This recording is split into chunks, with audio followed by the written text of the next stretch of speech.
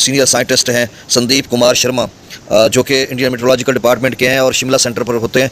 उन्होंने कल तफसील के साथ बताया कि इस मरतबा नॉर्मल से ज़्यादा 77% बारिशें हुई हैं। और फिर उन्होंने ये भी बताया कि इस दिन यानी कल वाले दिन पाखड़ा डैम जो है गुज़श्ता साल 1613 फीट भरा था, अब की बार 1639 फीट तक भर चुका है। तो इसका मतलब हुआ कि काफ़ी इजाफा हुआ है। इसी तरह पोंग डैम की उन्होंने बात की है। पोंग डैम 1376 फीट तक अब भर चुका है। गुज़श्ता साल इसी दिन सिर्फ 1334 फीट भरा था।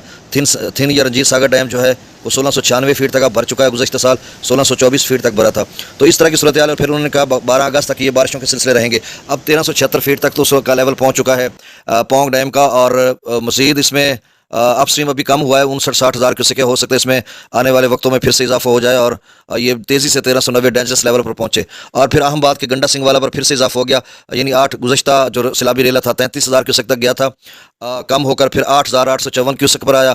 फिर 8,854 से अब 22,216 क्यूसेक पर जा चुका है। तो आप समझ लें कि इस वक्त सतलुज में जो है वो 22,000 गंडा सिंह वाला पे है और 20,000 सुलेमान की और इस्लाम पर 16,000। तो आप समझ लें कि 16,000 की ऊपर रेंज में जो है सतलुज खड़ा है।